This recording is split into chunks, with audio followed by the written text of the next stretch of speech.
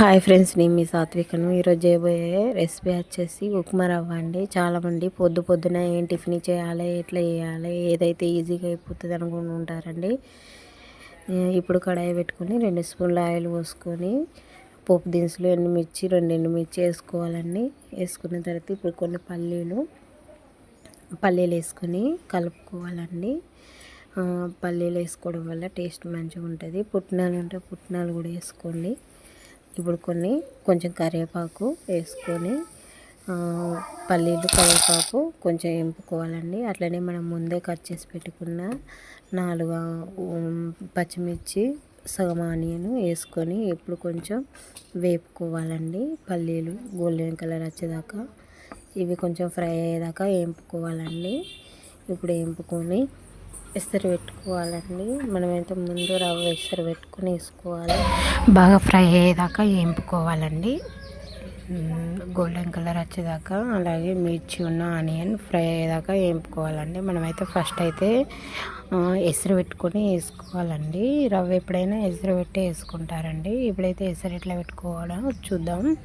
చూడండి ఫ్రెండ్స్, ఎసరు ఇలా పెట్టుకోవాను. నేనైతే 1 గ్లాసు రవ్వ తీసుకున్నానండి. ఇప్పుడైతే ఈ గ్లాసు రవ్వ తీసుకున్నానండి. 1 గ్లాసుకు 1 గ్లాసున్నర వాటర్ పోసుకోవాలండి. నేను 1 గ్లాస్ మీద కొంచెం రవ్వ తీసుకున్నాను కాబట్టి 2 గ్లాసులన్నర పోసుకున్నానండి వాటరు.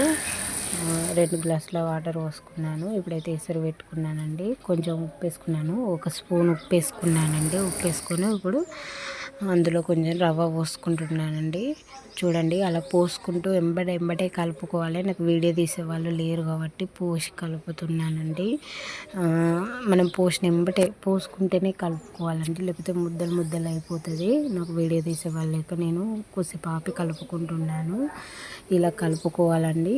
కలుపుకొని కొద్దిసేపు మూత పెట్టి ఉడకనియాలి ఫ్రెండ్స్. ఇంతే ఫ్రెండ్స్. చాలామంది ఆడవాళ్ళు పొద్దునే టిఫిన్ చేయాలి, ఏదైతే ఈజీగా అయిపోతుంది ఇలా అని చాలా ఆలోచిస్తూ ఉంటారండి. రవ్వ మస్తు ఈజీగా సింపుల్గా అయిపోతుందండి. నేను చెప్పిన విధంగా చేయండి. సింపుల్ రెసిపీ అంటే రవ్వ మాత్రమేనండి. చూసారు కదా ఎంత తొందరగా అయిపోయిందో. ఇంతే ఫ్రెండ్స్ ఈరోజు ముచ్చట్లో. ఈ వీడియో మీకు నచ్చితే లైక్ చేయండి, షేర్ చేయండి. అలానే మా ఛానల్ని సబ్స్క్రైబ్ చేసుకోవడం మర్చిపోకండి.